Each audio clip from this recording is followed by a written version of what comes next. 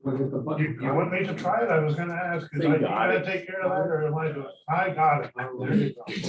Pay attention, Kevin. Take notes. All other duties as. Yes. You can introduce as under your report, okay? Oh, you want that? Sure. I didn't know if you were gonna do that under here in the video. So let's do it under your report, okay? That would be Great.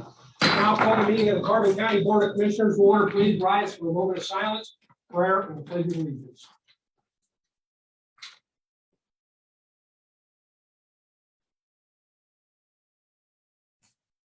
Okay. O Lord, giver of life and source of our freedom, we thank you for the many blessings you have given our community. We invite your presence in our meeting. We know that it is from your goodness that we have received all that we have. Gracious and loving God, we understand that you call us to be the stewards and the caretakers of our county. Help us to serve in that role. Amen.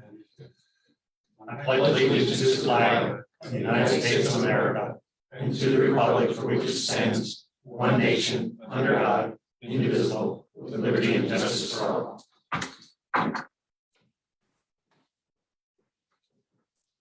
These proceedings are being recorded for the sole purpose of constituting the accuracy of written minutes. Tapes are reused, eliminating recorded records of these proceedings.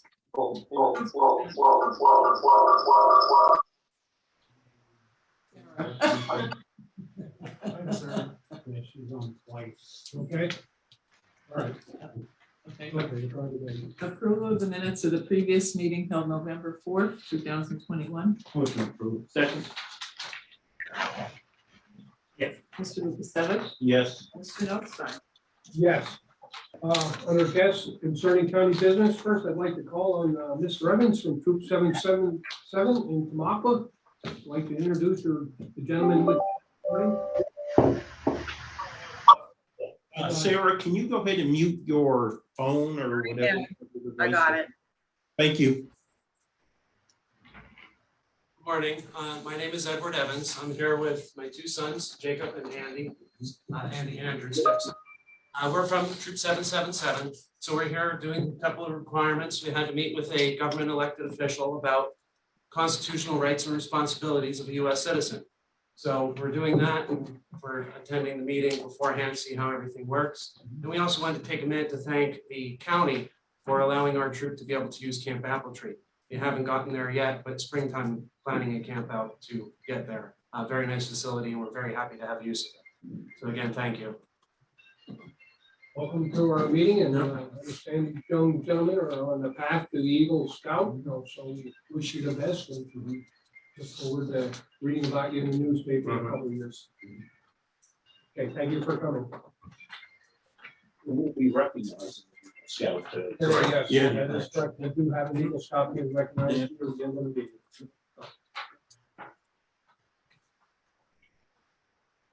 Oh, any other guests concerning county business at this time? Yes, sir. Jerry Hoare, spelled Hoare.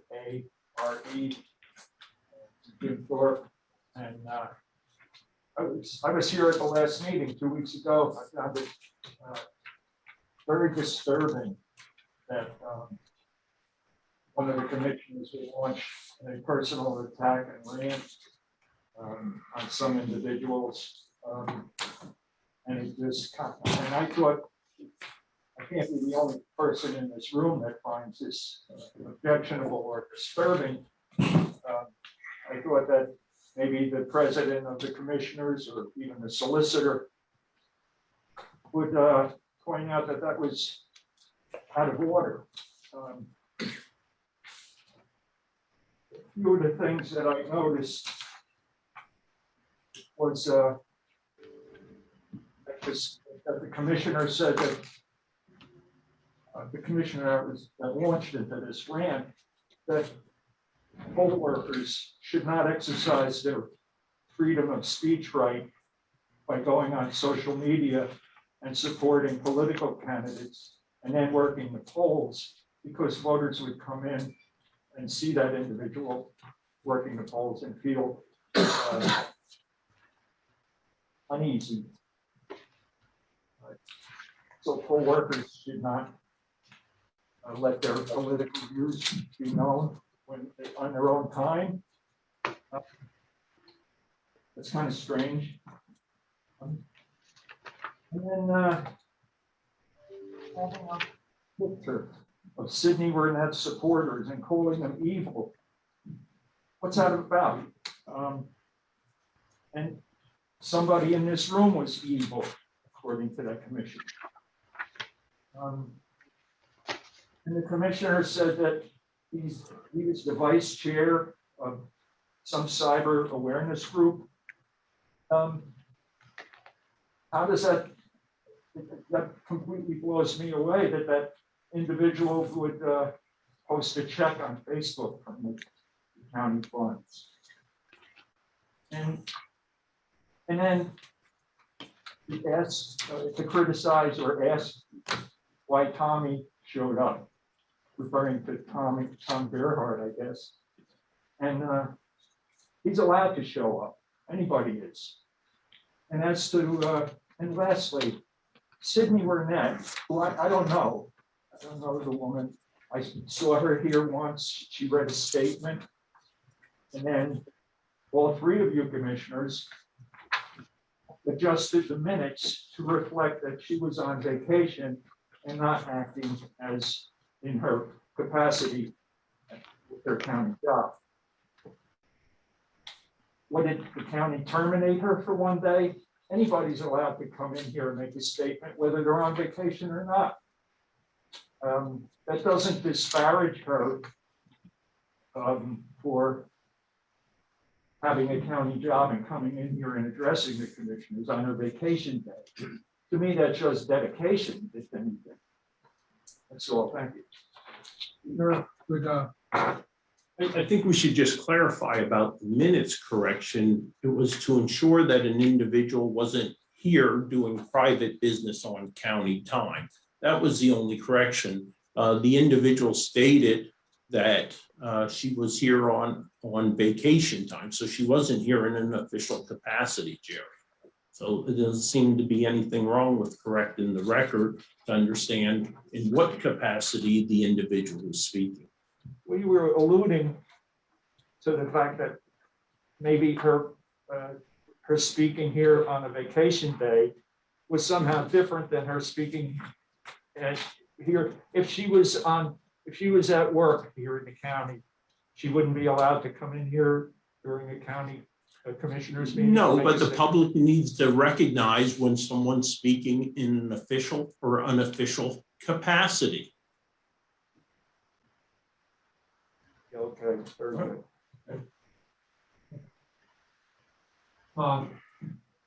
this cannot continue to happen. I apologize to the public that I allowed it to go along so far and have other elected officials and employees attacked. I will control that in the future.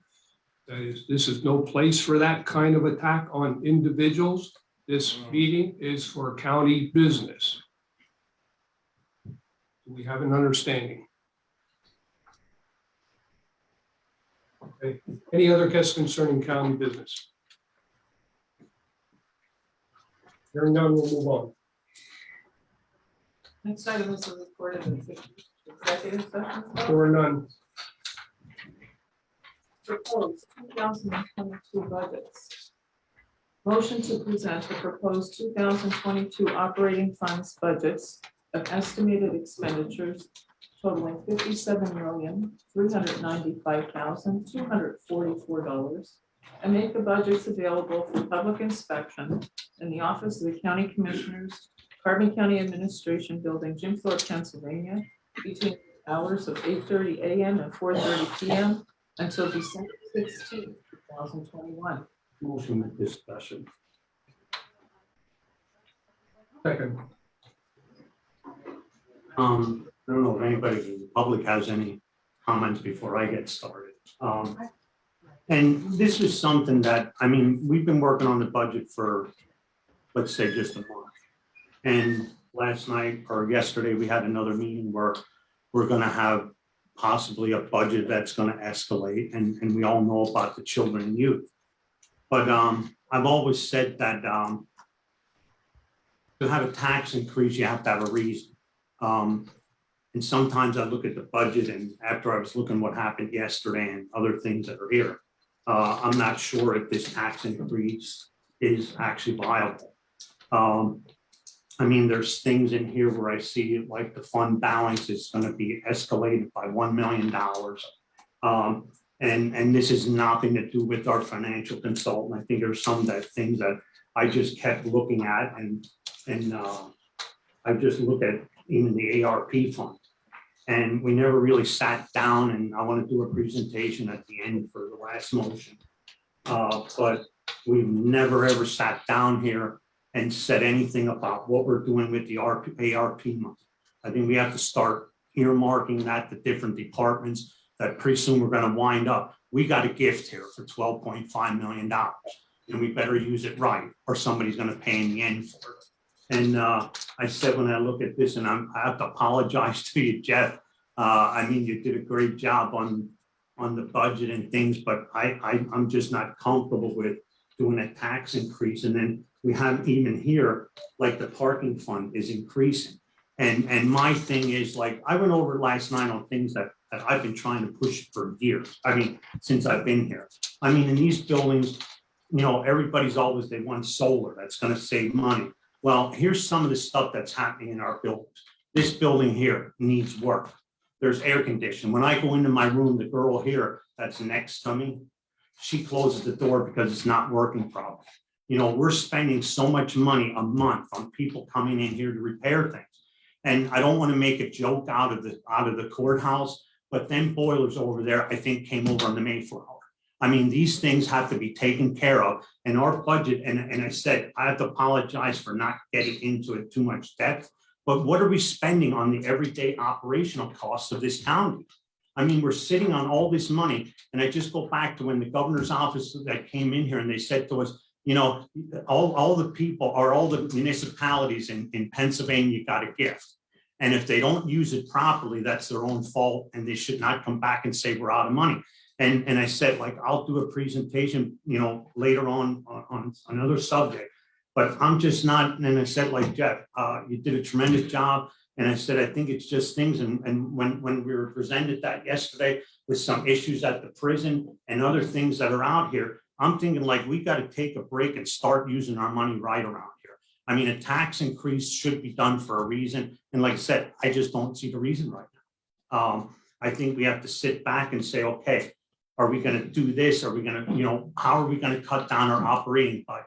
You know, just adding a couple of percent on is not making it for me. And that's how I got on the board, because I thought I had the expertise to come here and say, okay, this building, instead of costing $75,000 a year, it should cost us $65,000 or $40,000. You know, and like I said, all I've heard is solar and everything else to make it efficient, and we're not even working on our own buildings.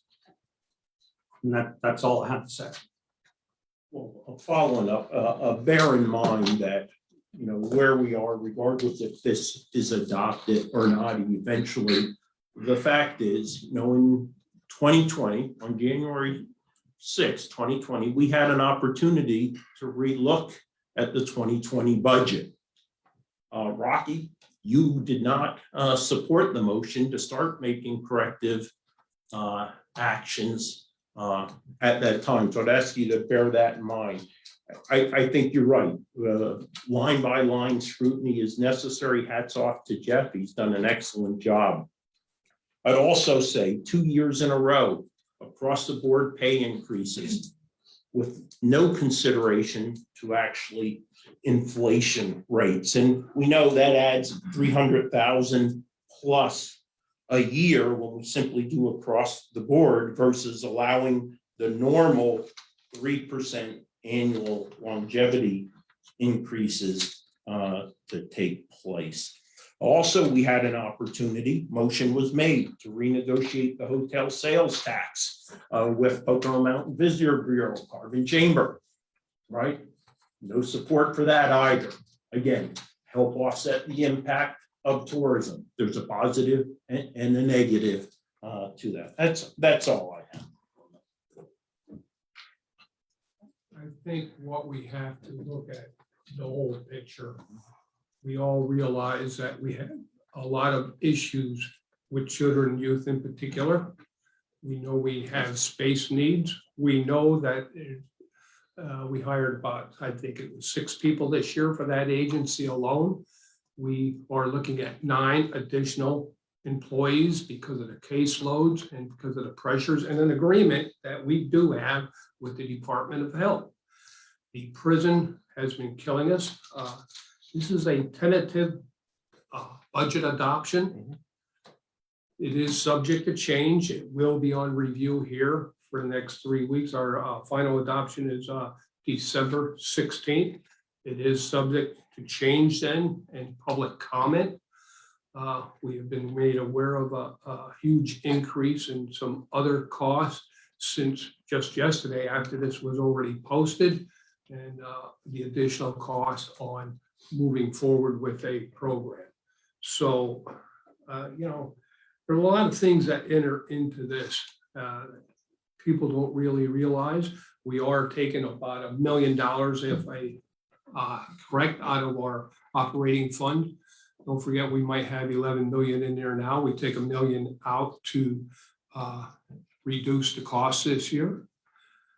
We have about a bill of about $5 million we should keep in reserve just to get us through April to pay our bills, our employees, etc.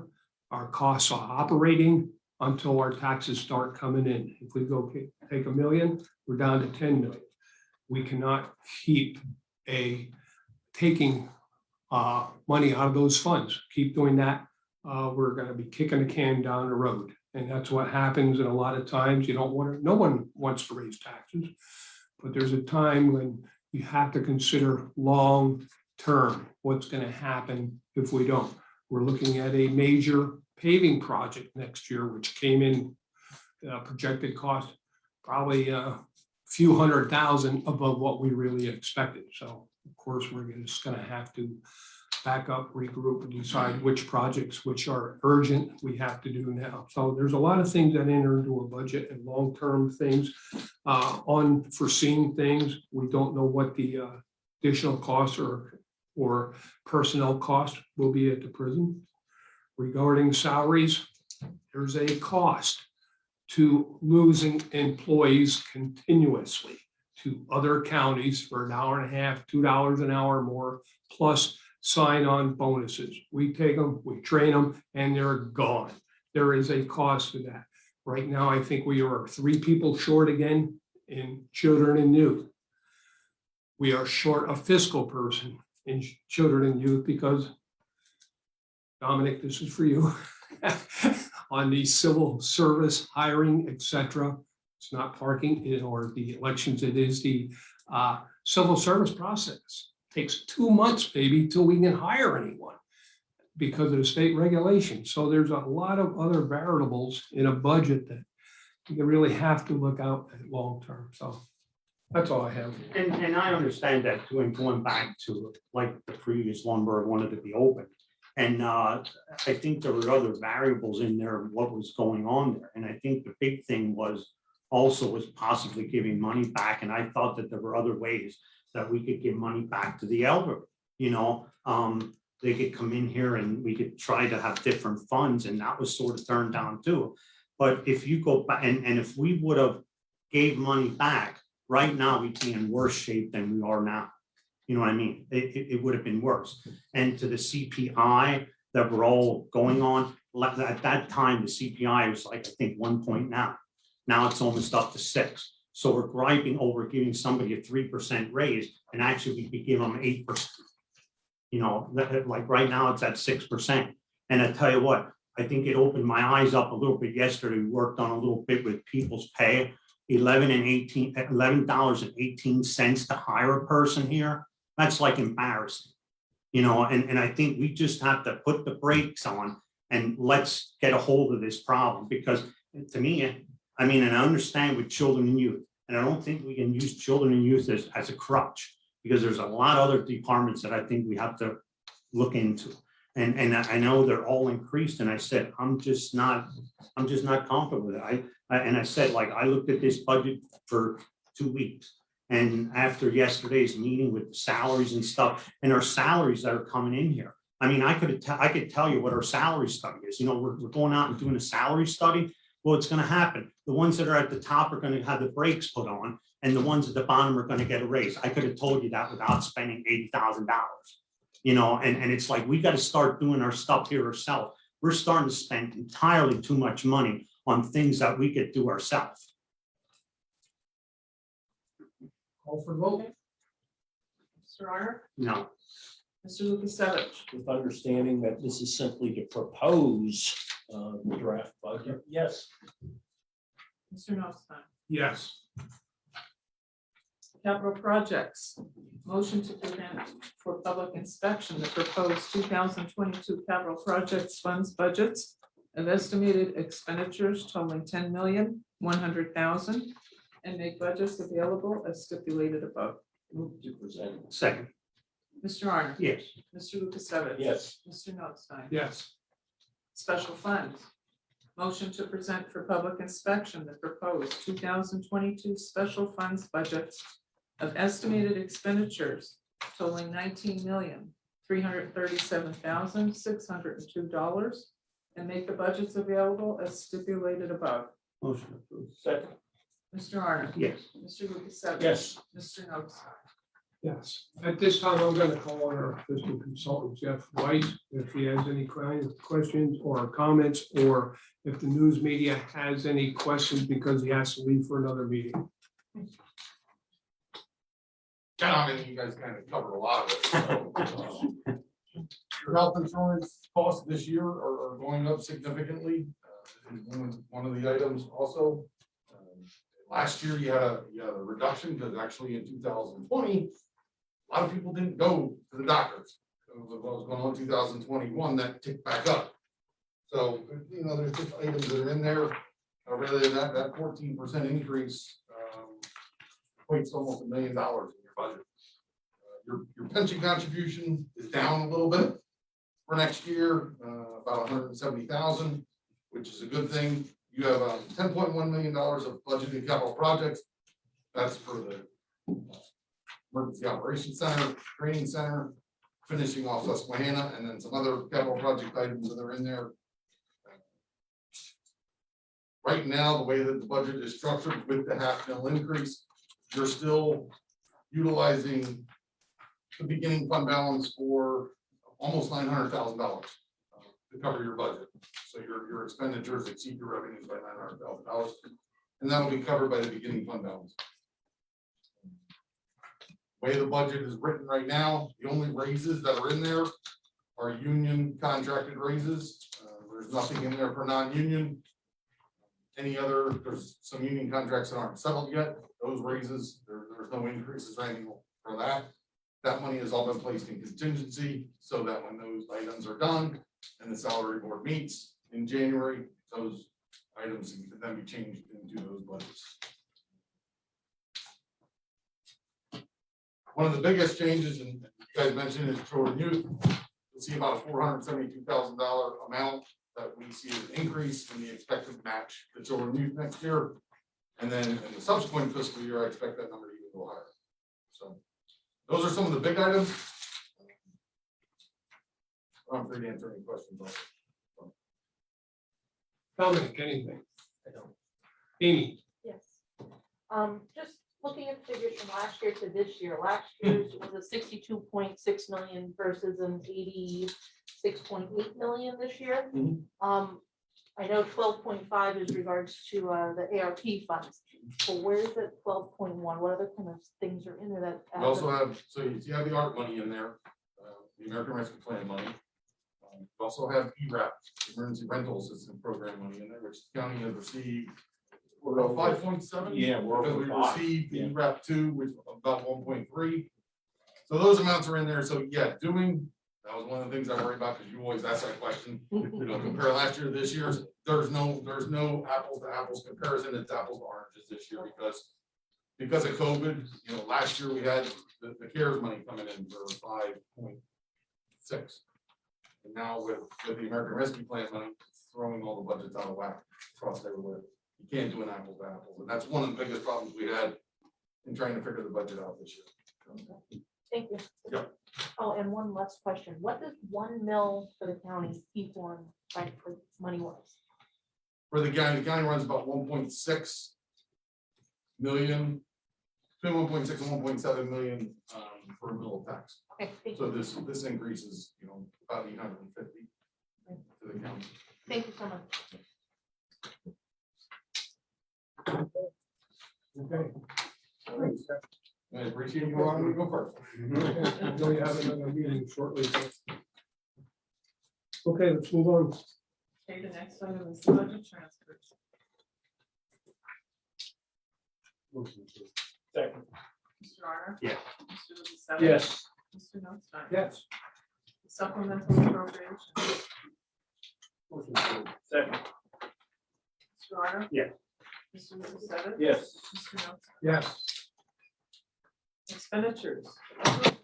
Check numbers 74012 through 74032, and direct deposit check numbers 6035917 through 6036359 for the payroll paid through the payroll fund checking account for all county funds totaling $635,273.65. This is the payroll dated November 5th, 2021. Motion to ratify. Mr. Arner? Yes. Mr. Lukasevich? Yes. Mr. Notstein? Yes. Approval of check numbers 224403 through 224868 for expenditures to the general fund clearing account totaling $1,152,902.17. Move to ratify. Second. Mr. Arner? Yes. Mr. Lukasevich? Yes. Mr. Notstein? Yes. Approval of check numbers 224869 through 224990 for expenditures to the general fund clearing account totaling $408,746.91. Motion approved. Second. Mr. Arner? Yes. Mr. Lukasevich? Yes. Mr. Notstein? Yes. Treasurer's reports, you have 2. Move to accept. Second. Mr. Arner? Yes. Mr. Lukasevich? Yes. Mr. Notstein? Yes, at this time, I'm going to call on to the treasurer to introduce someone here. Sure. Good morning, Commissioners, and it is my pleasure. We have a guest with us. He's spent some time with me earlier on during this week and will continue to pop into my office every once in a while. And it's my pleasure to introduce the gentleman directly behind me, Mr. Kevin Zelinka, our treasurer-elect, who will be taking my office come January 3rd. So. Thank you. Okay, thank you very much. It's great to be here. I'm really looking forward to this opportunity. Okay. Welcome, Kevin. Okay, at this time, we're going to recess the commissioners' meeting to reconvene our salary board meeting that was recessed last month. There was one item that was supposed to be on the agenda that has been withdrawn. So at this time, I'll adjourn the meeting. Okay, I'm sorry, maybe I shouldn't have, since it was advertised, is there any guests concerning salary board before I adjourn? I'm sorry. Okay, now I'll adjourn, okay. And this time I'll reconvene the monthly meeting of the commissioners, or weekly meeting of the commissioners. Next item is the personnel report for county departments. Move to approve. Second. Mr. Arner? Yes. Mr. Lukasevich? Yes, with the exception of Mr. Youngkin, to which I'll abstain. Mr. Notstein? Yes. Next is the acknowledgements for the court and row offices. Motion acknowledged. Second. Mr. Arner? Yes. Mr. Lukasevich? Yes. Mr. Notstein? Yes. Correspondence was received as listed. Copies will be made available to the press on request. Advertising. For approval, authorize the advertisement of the Carbon County Annual Salary Board Meeting to be held and live streamed on the Commissioner's Facebook page Monday, January 3rd, 2022, convening at 2 p.m., immediately followed by a meeting of the Carbon County Board of Commissioners. Motion approved. Second. Mr. Honor? Yes. Mr. Lukasevich? Yes. Mr. Notstein? Yes. Authorize the advertisement of the 2022 holidays as listed. Move to approve. Second. Mr. Honor? Yes. Mr. Lukasevich? Yes. Mr. Notstein? Yes. 2022 meeting schedule. Move to approve. Second. Mr. Honor? Yes. Mr. Lukasevich? Yes. Mr. Notstein? Yes. CDBG, authorize the advertisement of the public notice of community development block grant fiscal year 2021 fair housing activity required annually for those receiving federal program. Motion approved. Second. Mr. Honor? Yes. Mr. Lukasevich? Yes. Mr. Notstein? Yes. Communications Center for ratification. Due to the severity of the situation at the Carbon County Communications Center with the HVAC unit and confirmed by the county engineer, the county has moved forward with the emergency replacement of the HVAC unit at the center effective November 4th, 2021. Move to. I'll second. Mr. Honor? Yes. Mr. Lukasevich? Yes. Mr. Notstein? Yes. For ratification, acceptance of the proposal from A&W Plumbing to replace said unit at the quoted price of $60,000. This replaces agenda item 21-534 of November 4th, 2021. Motion approved. Second. Mr. Honor? Yes. Mr. Lukasevich? Yes. Mr. Notstein? Yes.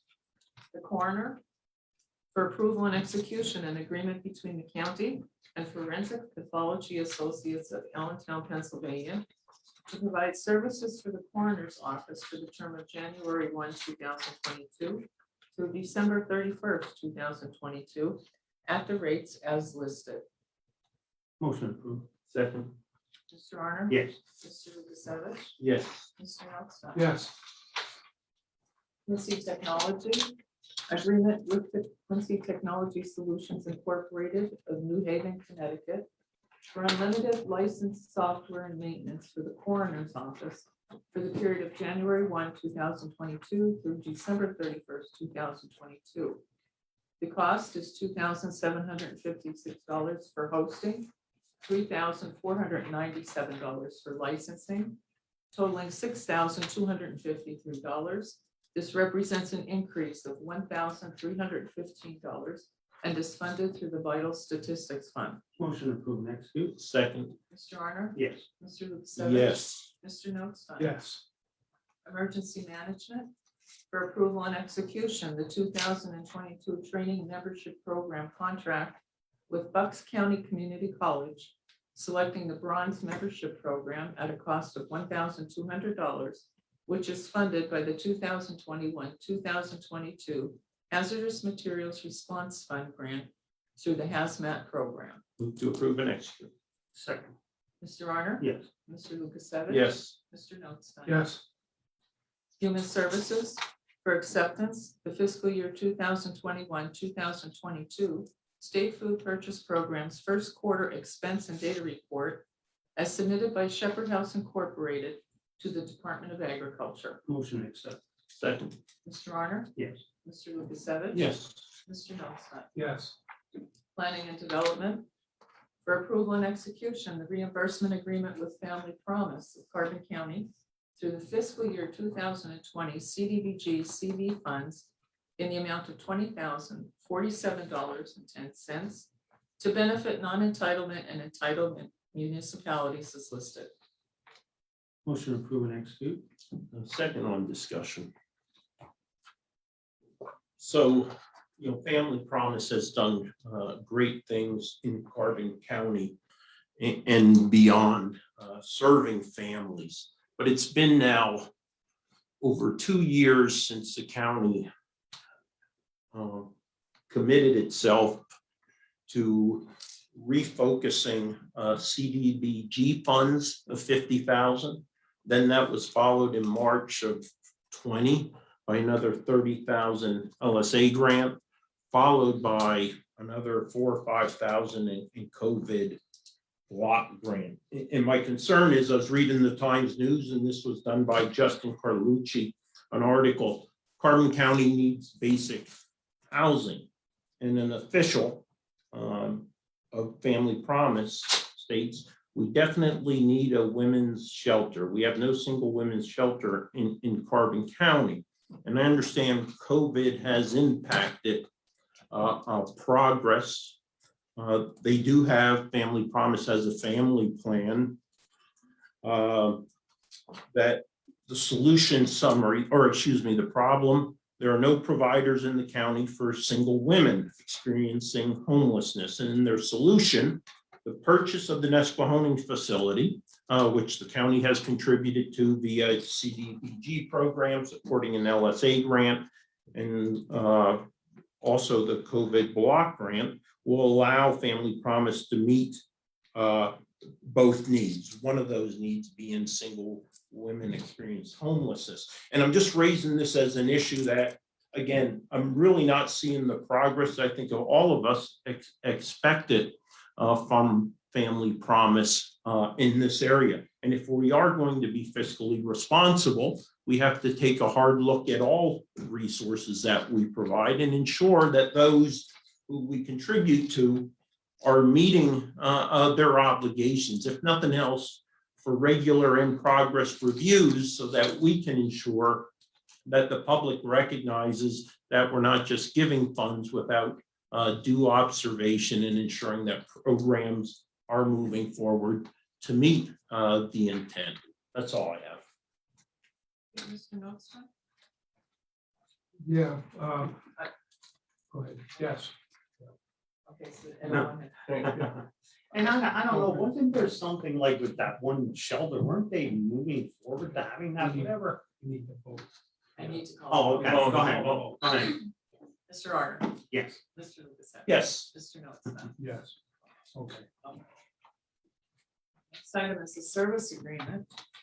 Annual renewal of the elevator service agreement with Schindler Elevator Corporation for the courthouse to the administration building 1, 76 Susquehanna Street 1, at a total cost of $8,685.16. Term is October 1, 2021 through September 30th, 2022.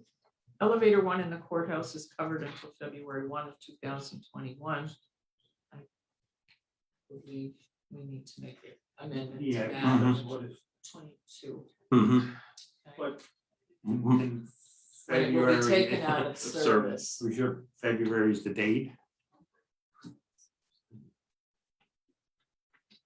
Change that to 2022. So when it will be taken out of service.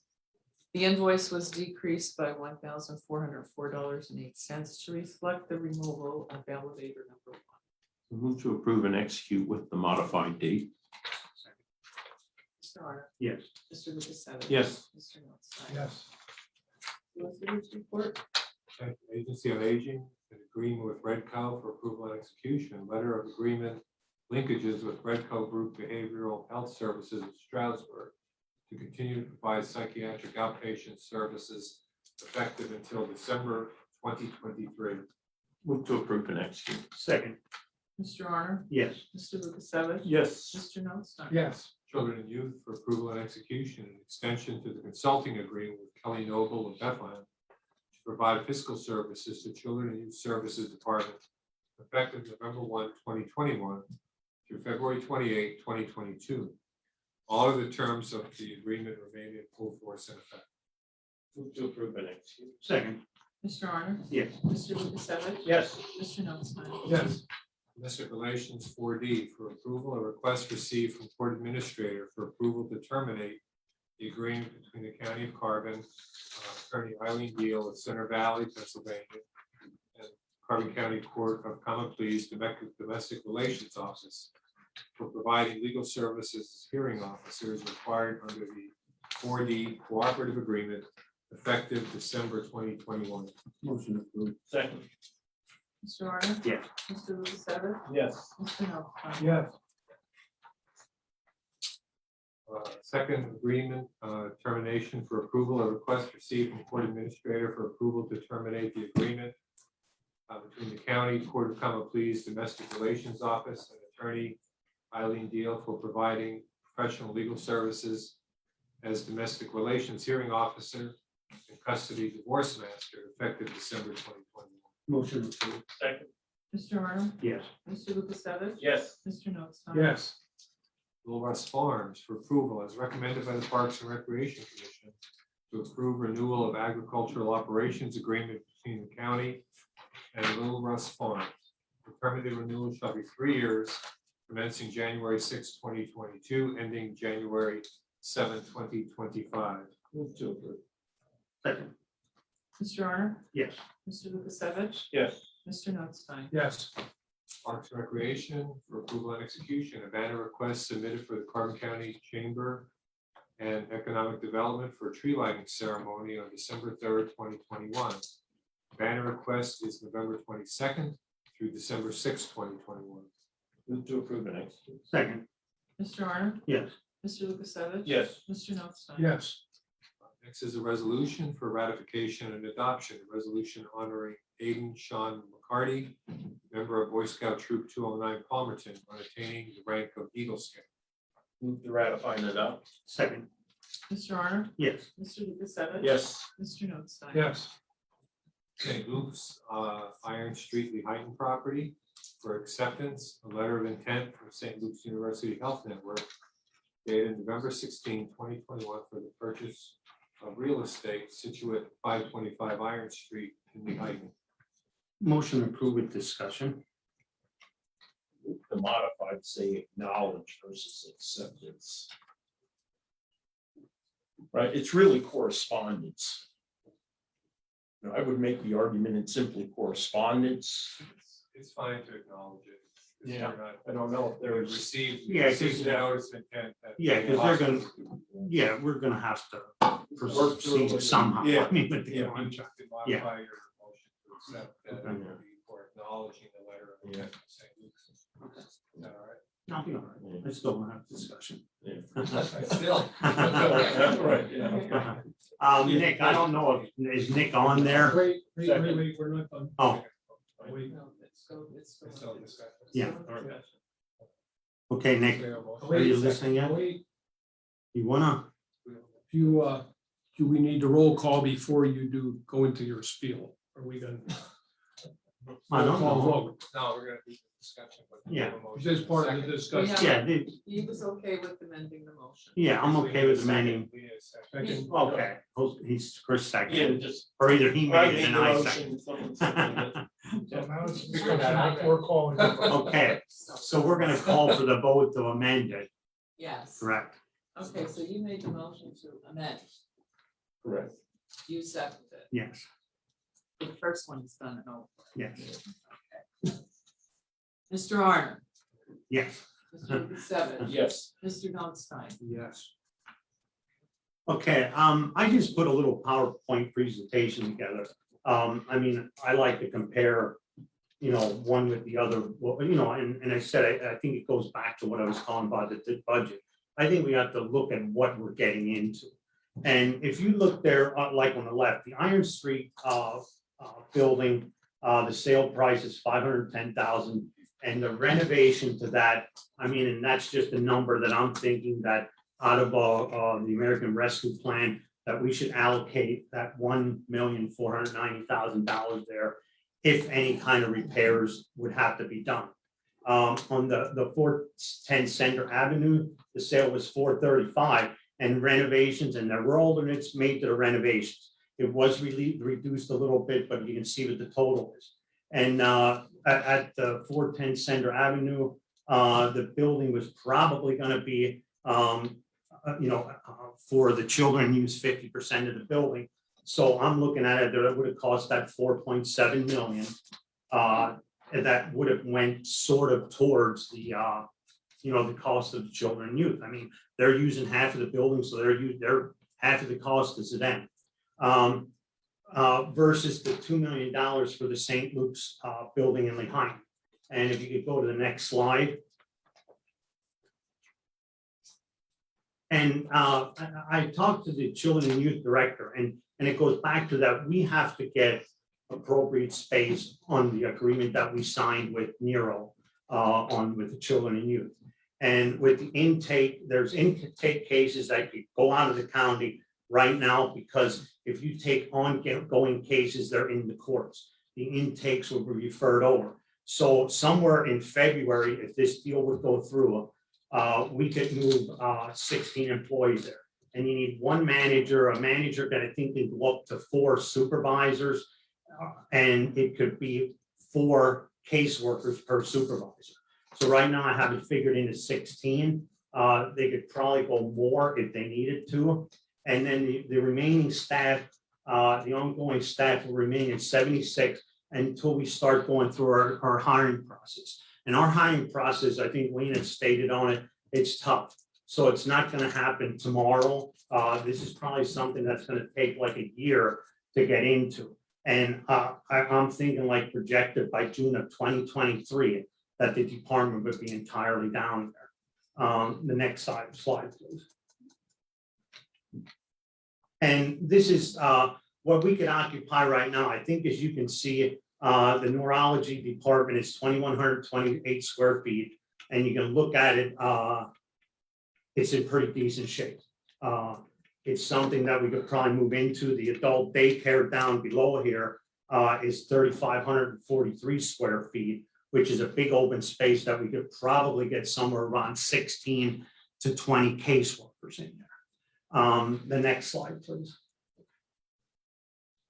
And the wound care center and St. Luke's is not done with all their projects that they want to do.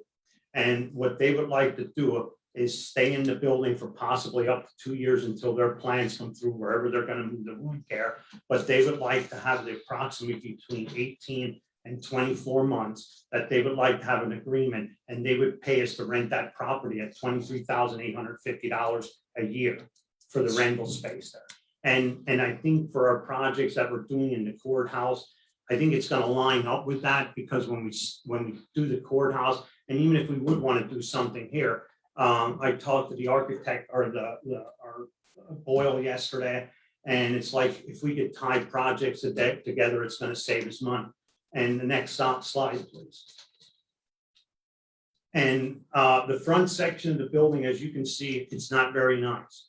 My idea with that, either tear it off and put a 1-story building on, take it down to 1 floor, because when you go to 2 floors, you have an elevator involved and you're going to lose space anyway. So I think financially, we'd be better doing that. Like I said, there's the pictures. It's not in nice shape. I'm not covering up like that. It's the greatest thing in the world, but probably 75–80% of this building is done.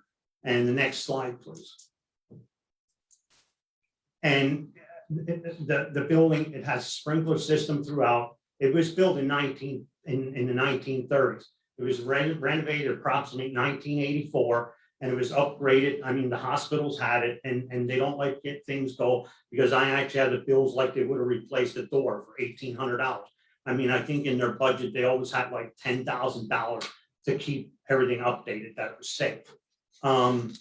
It's handicapped accessible. The basement is approximately 50% that's usable, that we could use for storage, or maybe, I don't know what we would use it for. I mean, once our discussion would start on this, what we like to do there, there's a lot of options that are there. Currently, there's approximately 40 parking spots with off-street parking. And when I went down there to look at it, the parking lot to me is not utilized enough. There's parking that's down at the end that we could probably get 4 more spaces, and even up the top. So we could be looking at possibly 50 parking spots for the 40, the 35 to 40, employees that we're going to have with the people coming in. I think, is there another next slide? I'm not sure if there's one. Yeah, and this is where I go back to our budget. The courthouse, and this is through the American Rescue Plan. We don't know what we can use out of it, because you could use automatic flushing toilets, the air conditioning. All of this stuff could be moved into these projects. And like I said, we're overheating these places or over air conditioning. So, and this is just an earmark. I mean, this could be changed tomorrow. And this is just my suggestion to the other 2 commissioners, that I think we should earmark some of this money We know that the courthouse is probably gonna cost us around 8 million. Now, could we use maybe half of that through the plan? Possibly. The administration here needs work. The Iron Street, even if we would project $2 million, the prison definitely needs work. And Mach Chung Link, the train station, the dog shelter. I mean, we're all looking at, the train station, they're always having trouble with their heating system or the air conditioning. And I only put 300 in there. But right now, we have 3 years that I would like to see. Right now, we want to put $400,000 for each year into it for people being off. COVID, they're off for 10 days and some people don't have all the time. And under what we're doing, we pay the people for being off. So that's coming out of that fund.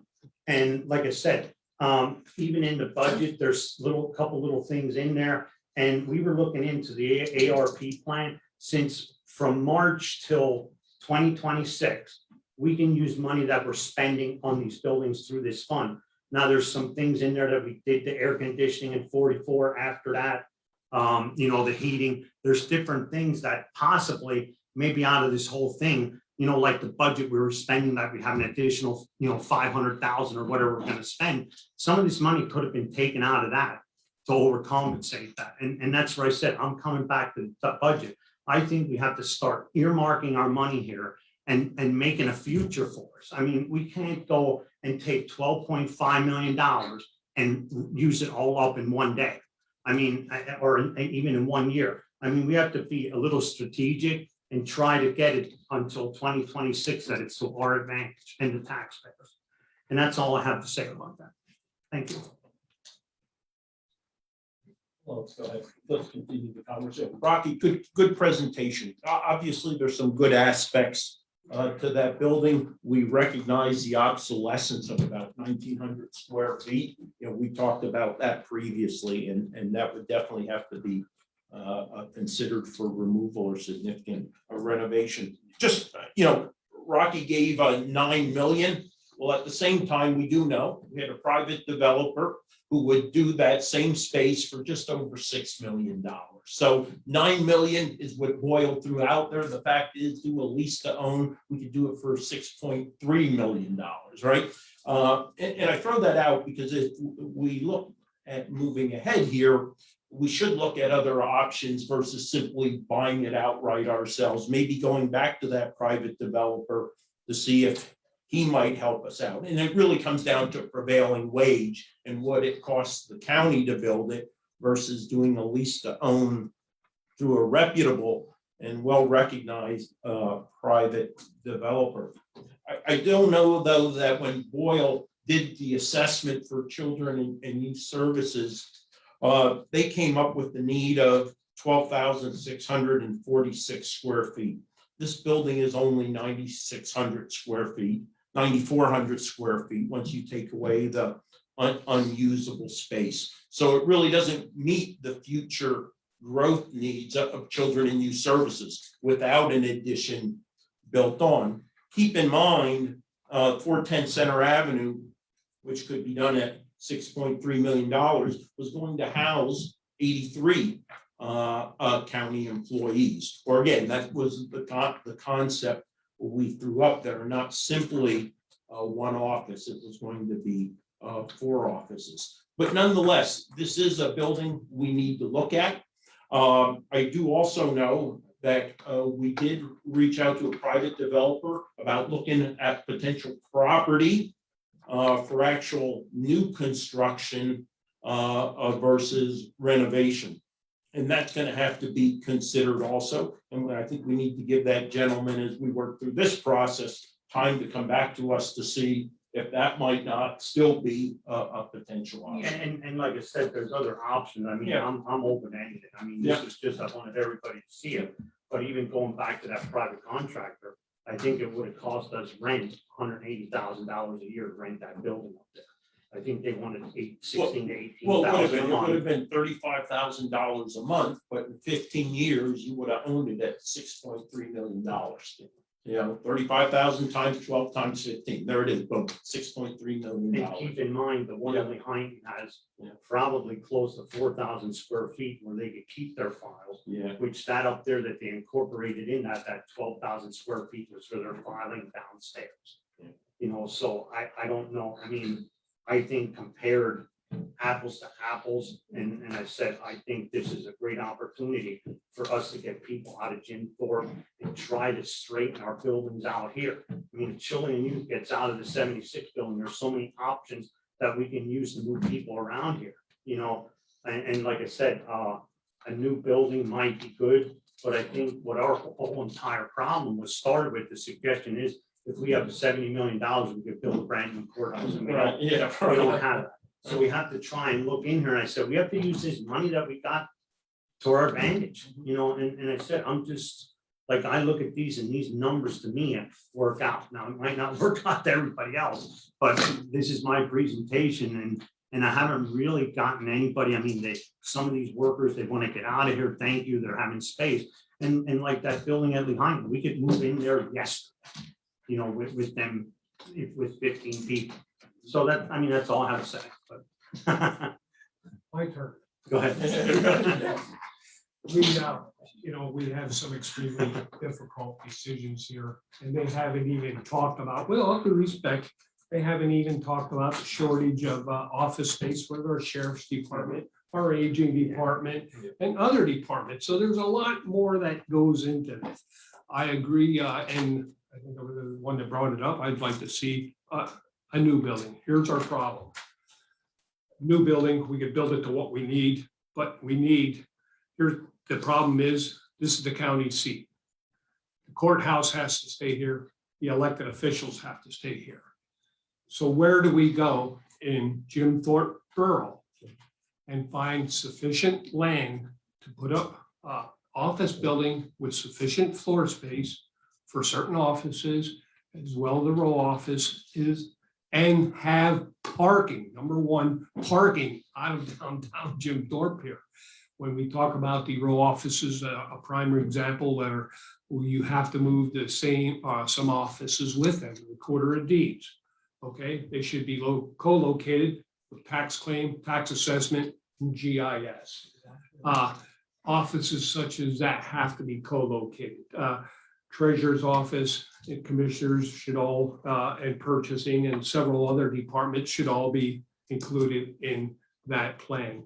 Yeah, it's ideal if we would be able to build that. It's not gonna happen overnight, and then the courts would solve their problem being close to the courthouse and be right here. So, yeah, so there's a lot of moving parts here, and it's not an easy decision for all of us, so, but we are trying to work through it. Enough of that subject. Yeah, we Voted to change. Okay. Nothing further. Okay. Is there another issue? No, okay. Further business, any further business? When we bring something up, no. Another PowerPoint. Do you have something? No, I don't think so. Not on the further business. Commissioners report? I do have one thing, I did get, I know the Cub Scouts or the Boy Scouts are in here, and Aiden Sean McCarty, I had the honor of giving him his proclamation on Sunday, and the project that he did was phenomenal. He took the St. John's Church in Palmerton and he cleaned it, power washed the whole thing and painted, did other exterior work to it. And it's good to see something like that. And I hope these young men are moving forward to that, and you're going to be here one of these days, but it's really good to see these young people doing something like that. I mean, I can't express how much thank you for what you are doing. And I also have one other thing. We got a donation for the Carbon Animal Shelter again, and it's for $1,000. And it's from A. Donald and Mary G. Baylor Foundation, and it was sent to us from Tabitha Surface. So thank you, Tabitha, for this, and thank you for the foundation. Savage? time? No, yeah. We had a discussion on the building. We're good. Okay, yeah, no, just a couple quick little items that, going back to the budget. And, you know, right now, the children and youth owe the county $1.5 million that we had loaned children and youth. In the state budgets, we have to remind you that we have to adopt here by the end of December. We have to do that. The state budget begins in July. We have no clue what the state is going to do to us come July 1st. What kind of budget we're going to see? Are we going to see other cuts in human services like we have in the past at 10%? What happens if they don't pass the budget on time? And we ran into that situation as well with the federal government, which their fiscal year starts October 1st. So we're planning a budget, and a lot of those funds that we have coming in depend on the state and federal budget. They can change it in the middle of the year. We can't, you know, so we have to, and the reason I say that, I just feel it's important to have that healthy fund balance. And look at some of the other expenses we're going to talk about this year is the temporary courtroom next year or for a year or so, while the renovations are being done in the courthouse. So there's a lot of expenses coming up, and, you know, rent for planning, we're going to be paying them. There's some other issues that are legislative issues that are coming up that affect the counties. Or every time it seems that they pass a law in Harrisburg or the federal government, it costs us money. Things that the commissioners associations and others, you know, have to worry about now. We're already started talking about the 911 fee bill, which pays for a lot of our communications, our towers, our maintenance, our salaries, etc. That sunsets in 2004. I forget exactly the date it sunsets, but that fee goes away. Who's going to pay those bills? Back on the counties when we don't get those fundings. They pass the laws, we have to pay it. And children and youth, a prime example is all the legislation after the Sandusky case, well over 30 pieces of legislation, and we all want to protect the children, but it puts a burden on the taxpayers, not of Carbon County, but 80% of that funding comes for them, most issues, not all of them, doesn't pay for everything, but a lot of that's reimbursed, but every time we increase it, increases your state and federal funding, et cetera. So we have a lot of other issues that we have to be concerned about when we adopt a budget, so that's all I have. And I understand, I mean, I get it, I mean, we gotta cover our bills, but I think even like we put into the state, there's overlaps by half a year in our, you know, we have to deal with what we adopt. And we actually put in for more money that it's gonna cost us for the next 6 months. You know, and I think maybe sometimes the state ought to reach into their fund balance a little bit and say, you know what, Carbon County is trying to do something here. Let's give them that extra 80,000 or 100,000 they requested. You know, why can't they do that? I mean, we have requested for it. So are they gonna give it to us in January or aren't they? Because it's a little bit hard, and it is balancing our budget. I mean, we're looking at millions of dollars and we have to adopt it with blind eyes. You know what I mean? And we're a subject that they're requiring us to hire these people. You know, if you're requiring us to hire these people, and I feel that if we're putting in for this money, they should compensate us. The budget proposal, when we first got the request, that was over $3 million above our budget. So it was dwindled down to a little bit less than half, I'd say, from cutting things out of the budget. Some things you can cut, some things you can't. So Yeah, I'd say, and it's not even taking into consideration inflation, to be honest. No. I mean, because we're kind of using, you know, so. Yeah, because, yeah, inflation. every week you see how many contracts we approve and how much their costs have gone. I'd say very few that have been less than 3%. Some may be even doubled on our contract costs. Yeah, you look at a doorknob. Yeah. Doorknob should not, I mean, electric doorknob should not cost. I don't want to cut anyone short, but we do have another lengthy meeting. If it's okay with you people. Yeah. And for this meeting, before we get into the next, does the news media have any questions before we go into retirement or the before, I don't know if you want to stay for a retirement fund. I gotta go to a shooting. Oh. Yeah, there was a drive-by shooting between West Penn and East Penn last night, so I gotta skedaddle. I heard. So, my only question was the Little Russ Farm Agreement, what exactly is that? That's the farmer leases the property up by the Old Lashby Environmental Center, and they've been leasing that since the dam has been built in the seventies, so it's just renewing the lease. And my quick question, I don't know, this might be a question for taxpayer and recorder of deeds, but when we vote for a tax increase, obviously to up the revenue from homeowners, you have to build more homes. Are we seeing, my friend Charlie's building a house off Boco, are we seeing a trend in home construction? I mean, I don't know what the stats are, but I've seen it already. Like, I mean, I talked to a couple like building inspectors and stuff like that. And for the last couple of years, there has not been building. But some of these townships are getting 2 permits, maybe an addition, a house, so there is more building going on. I mean, I can't say how much it is, but it looks like it's on an upswing. Yeah, it's been going up since last year to this year. This year, the excess value for the county is $1,696,760. $760,720. Year before it was $1,690,000,000. So, yeah, so it went up about 6 million, but our expenses probably went up a lot more than that. Yeah, what happens when, as soon as a house is sold, the people appeal it and drop their taxes. Look what happened with all the nursing homes we had and the Kovacs and all the major industries that came in, appealed their assessment. I think the Weatherwood alone was about $5 million reduction in taxes. So that hurts the school district, hurts the borough, hurts the county. Kovac, KME property, that was several parcels. If you want, Commissioner, I'll give you a 30-second, 20-year history of assessment. When the county went through its tax reassessment in the early 2000s, we had a bit of a boom in revenue. We were allowed to take it 10%, but what it allowed us to do was to reset the schedule. And it worked out very well until 2008. From the 1980s to the early 2000s, we had tremendous growth in the northern parts of the county.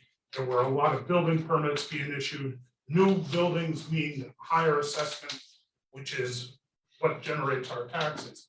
2008 comes, boom. There were hundreds of building permits, septic permits, things that were on the launch pad in those areas that just came to an end. And you can check that with any of the townships. We have seen a comeback in real estate. However, a lot of that real estate is already existing homes, which are already on the tax rolls. Plus, as Commissioner Chairman mentioned, we had a lot of tax appeals shortly after 2008 hit. Some of them significant, such as the Weatherwood nursing home. Several hundred. And the resorts on the northern end of the county. So although we are seeing a resurgence in real estate sales and values, they're on existing properties that really don't have a tremendous effect on our tax rolls. Whenever there is an economic downturn nationwide, it is always followed by, or the resurgence is always led by housing, because housing brings raw materials in, it brings in craftsmen, specialized things. It also brings the side effects of furnishing a home, landscaping, et cetera, et cetera. We have not seen that yet due to supply chain issues, this and that. So right now, we are in a housing boom, but it's not having a tremendous net effect on our assessed valuation. Yeah, and even like in the 80s, you probably had 500 homes built. We're not gonna have 500 homes in the next, And you know, see, that was a big boost for us in the 80s. and again, the assessed value of a new constructed home incurs not only an increase in our assessed value, but there's also a filing fee in the recorder of deeds, which also gets separated into records improvement funds, which also affects our affordable housing funds. So not having that new building growth affects so many other points in the county government. And I probably went over my 30 seconds, but I guess it's worth mentioning. Oh, no, I love you for it, Ron, today. Anything else? Media wise, we good? Okay, Amy. All right. You have the HVAC thing. Where is that project standing right now since you ratified the replacement for that? Equipment's ordered. Yeah, they're, That's all I can say right now. When they get it, I don't know. hopefully this afternoon. Thank you. Okay, all right. You ready for the next one? Okay. This time I'll call the monthly meeting of the retirement board to order. I'll turn the meeting over to our secretary, controller, Mark. Mr. Chairman. Impressive PowerPoint for the commissioner honor there, I like those little hands on there. Yeah, oh, that's their new sign, design for them already. Okay. All right, first we'll start with seeking a motion to approve the minutes from the previous meeting held October 24th, 2021. Motion approved. Mr. Sheehan? Yes. Mr. Spurcheck, yes. Mr. Arner? Mr. Lukasevich? Yes. Mr. Notstein? Yes. Are there any guests concerning retirement board business? Okay. Report of executive sessions, there weren't any held. Next, I will seek a motion to ratify the warrant, that is including checks numbers 40727 forward to 40741 and direct deposit numbers 7014303 to 7014700 for the month of October. Second. Mr. Sheehan? Yes. Mr. Spurcheck, yes. Mr. Arner? Yes. Mr. Lukasevich? Yes. Mr. Notstein? Yes. Thank you. Next is the retirement activity for the month of October. We had 7 retirement refunds, 6 superannuation retirements. And I wanted to always try to make a note and thank all of those folks that are retiring from county service. Thank them for their service, wish them a long, happy, healthy retirement. I just did a quick calculation among the folks retiring. It was about a combined service of 83 years to the county. So that's quite an accomplishment. So the total disbursements for the month of October was $482,076.11. And our portfolio value as of 10/31/21 was $97,118,554. I'm going to sound like a broken record. It's another all-time high. I'm very happy to report that. And I always like to report to the board and the public the Friday before, as of last Friday, November 12th, we hit another all-time high at $98,489,599. So the fund is doing well, and later in the meeting, Sarah Wilson from Marquette will be joining us. Any questions on retirement activity? Correspondence, we didn't have any. Solicitors report. You have a PowerPoint. Nothing. You want me to run it for you? All right, next, our investment consultant, Sarah Wilson of Marquette, will be joining us to review the third quarter results for the pension fund. Sarah, are you on?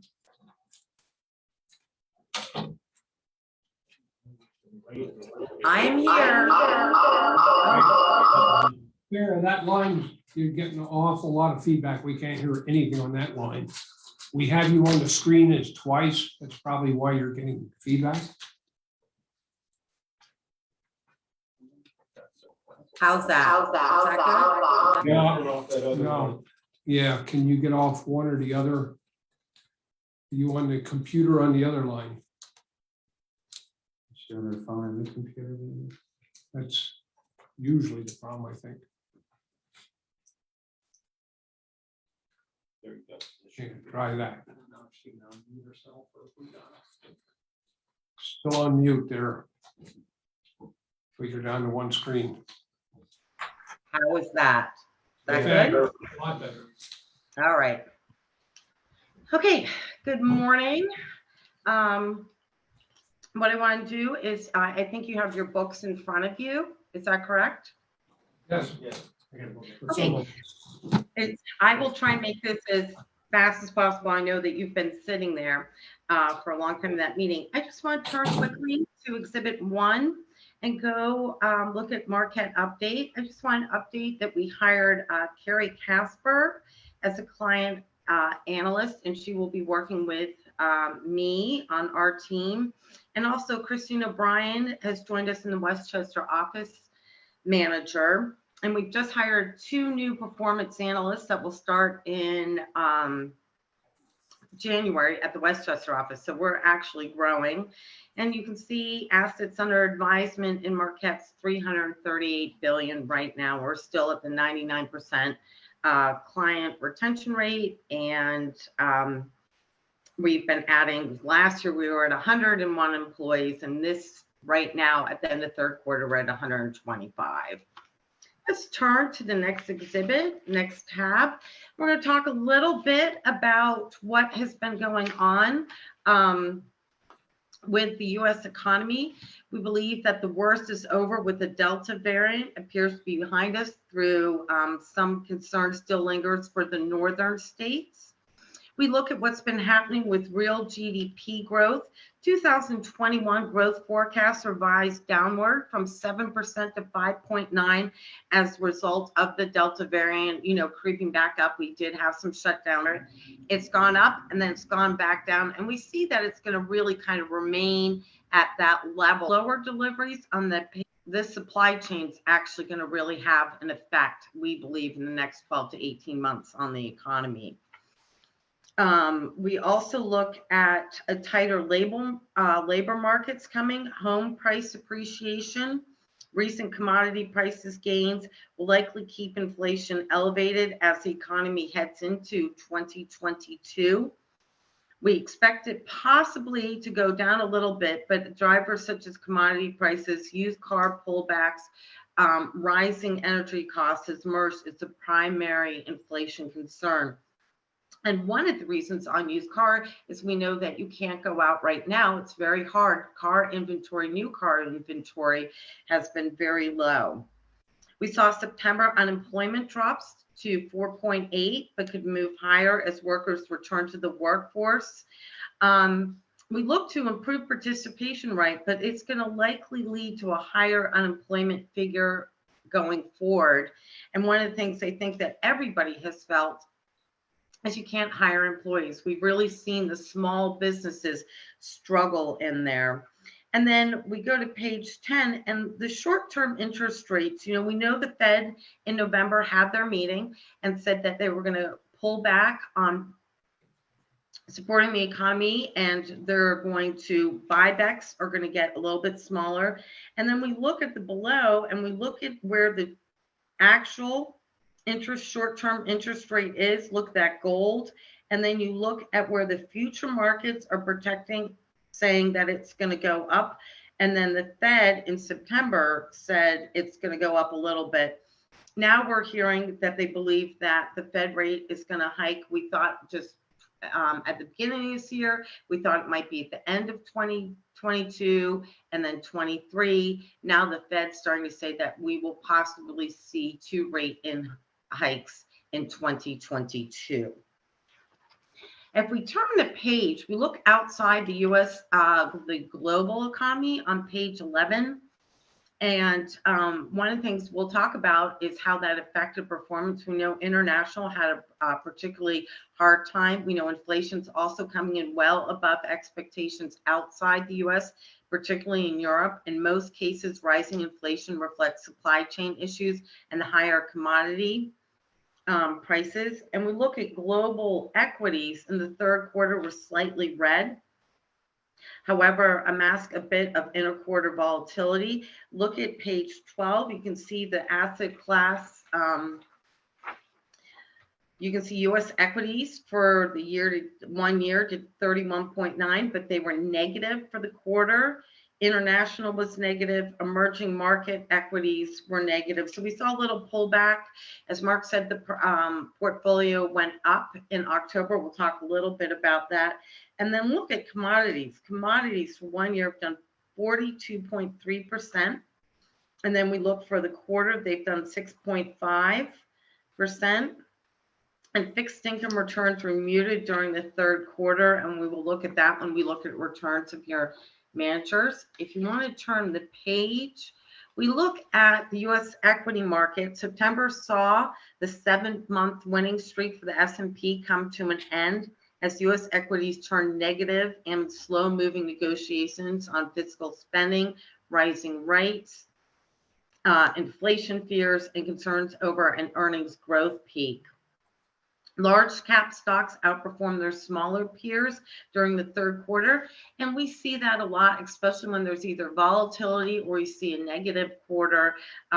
People will go more towards the blue chip large cap stocks. We saw value-oriented equities outperform their growth counterparts within the small cap space during the quarter, with the opposite held true within large cap. So growth and the large cap arena actually outperformed value, but value and small cap, and that's usually riskier. So we saw managers kind of run to value with that. Most U.S. equity market valuations remain elevated across the size and style spectrums relative to historic norms. And despite increased volatility levels in the recent weeks, we look at the drawdown. So look at the bottom of page 13. So even though it was, we had kind of a negative, we saw that the largest drawdown for the S&P index this year is just 5%, was about half the median calendar year drawdowns over the last 30 years, meaning that even though it went down a little bit, it's still less. And the VIX is what monitors the volatility in the market, remains close to its 20-year average. So meaning that even though we saw a little bit of a negative quarter return, we have not seen as much volatility. Remember in March of 2020, when we were looking at all of that, April, May, we saw extreme amount of volatility with the VIX. So we look at U.S. fixed income. One of the things I want to just show you real quick is we look at that high yield spread. And look, and that's the bottom, page 14. Look how it spiked in January 20. And we saw that really go up on that spike. We took advantage of that within the portfolio, and you actually got some nice return. Remember, we took a little bit away from the high yield, but we're able to go back in. But you did benefit for that. We look for themes for the quarter with fixed income. We know COVID, right now, the U.S. has fully vaccinated level of 70 plus for many countries, only 50% right now for the U.S. Rest of the world still lagging. And I know last quarter we showed you the chart of the coming back. The U.S. economy is supposed to come back to pre-pandemic levels by the end of this year, beginning of next year. But some of the international emerging countries are not expected to come back for another 3 to 4 years. And that will have an effect we see on the market. Are there any questions on the overview of the market? All right, let's go see how you've done. So let's turn to the next tab. So the market value as of September 30th was 90.2. October, the investment gain was actually 58,000. So you were, even though the market was negative, and this is page 19, you were actually up $58,000. It doesn't sound a lot, but it's better than being negative. You were right on your policy index, returning a 0.10%. Year to date, you've had a gain of 8.2, and year to date return is 9.4. Now at the end of October, you put on 3.7% for that month of October. Your year to date gain is 13.2%, and you're at 98.4 million at the end of October. We look at positive attribution, your active U.S. equity, your MFS low volatility global manager did very well. Your high yield allocation, as I had said before, that was a really nice little bit that we were able to put in. Lord Abbett High Yield returned 0.8 during the quarter, while the asset class benchmark returned 0.8. So you've had a little bit of growth from there. We talk about negative attribution. We use the value tilt. We're still comfortable with a little bit of the value tilt. We believe when it really goes and we see a market in a downturn, that will be better. One of the things that happened is the custody transition finally finished at the third quarter. And then we were able to restructure a little bit of the portfolio after the custody switch. Looking ahead, and then we'll just review some of the manager performance. Infrastructure education, I'll be out next month. We'll do an infrastructure education on Wednesday. That will be an educational meeting. And then we'll also review the PA database report. And then I'll be there on Thursday as well for that meeting, and we can discuss that. If you look at page 20, I just want to show you the trailing 1 year. So September to September, you've done 20%. You've averaged the course of 3 years, 11%. And for since inception, since we've been the manager, not inception of the OCIO, but since we've been your consultant, you've had a return of 8.8 versus benchmark of 9.3. And I wanted to point that out because as you had transitioned from traditional to the OCIO, you can see that gap between the benchmark and your performance is very, very tight now. Then I would like to ask you to turn to page 34, 35, 36, and I just want to go over some of the portfolio returns with the managers. So your total U.S. equity, when we look at that, so total fund composite year to date did 9.4 versus 9.1. When we look at your total equity composite for the quarter, you were positive. GWK, which we put in May of 2020, did 2.2 versus a negative 2.7. They've had some really good outperformance. And as you can see, when we looked at restructuring this, we did put in an active equity, U.S. equity manager, and then we look and we did around the index funds. And the reason why we chose those two index funds is that we believe the S&P 500, it's very hard to find a manager active that's worth its weight in funds that are going to outperform the market. We look at global, and global you did do 11.5, so year to date you outperformed, you slightly trailed. We looked at Dodge and Cox, just had a tough quarter, and they are very aggressive, as I said when we looked at the overview of the markets. A lot of the global managers went through, looked at value. And then we added in August, we added AB Global Core Equity Portfolio. We added in August, you can see we added Artisan Global. And then your MFS low volatility, of course, did fairly well. And year to date did 10% versus 7.2. Let's look at the next page. We look at non-US equity. Even though it was negative in the quarter, it outperformed its spend. And then Fidelity Total Index is just what it is. It's right there. And then we also kind of diversified a location. We look at Morgan Stanley Prime Property Fund, and actually that has done very well for you. Since we put that in, its average return of 6.7. For year to date, it did 10.8. And when you look below, look at your fixed income. Year to date did negative 1.2. Remember, we decided, you as the board voted to do this, is one of the reasons why we put the real estate composite in there is because it gave you some diversification and you funded it and primarily with some fixed income assets. That's one of the reasons why we're going to talk about infrastructure. These are long-term, small asset allocations, but it diversifies you more. And you know, when we look at fixed income, there's just nowhere to go for fixed income right now. You look at that, you did 0.3% year to date. You did outperform.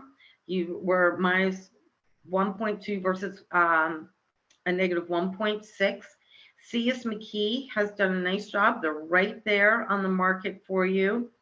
We look at the US bond index, really didn't do very much. And then your Lord Abbott high yield, and this is why we did this.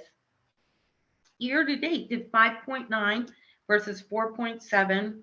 And then the trailing 12 months, it's done 13.8%. Since we put it in May, it did 16.1%. We went in at about 5-6%. Now we're at 0.5%. We've taken those gains off the table every quarter. This was an active play we did during this pandemic. Usually you will not see us go back and forth, putting a manager in and out or making an asset allocation within that. But this really benefited the portfolio, especially when we saw that market dips in April of last year. So I think all in all, you're in fairly good shape. And if you just turn the page to page 38, you can see even with a lot of this active management, we've managed to keep your investment management fee down to 35 basis points all in. And you know, with being a private placement with Morgan Stanley, having GWK in there, you know, we still look at being able to keep this. And you can see that because you did do the OCIO last year, you did get a rate reduction from CS McKee. Are there any questions?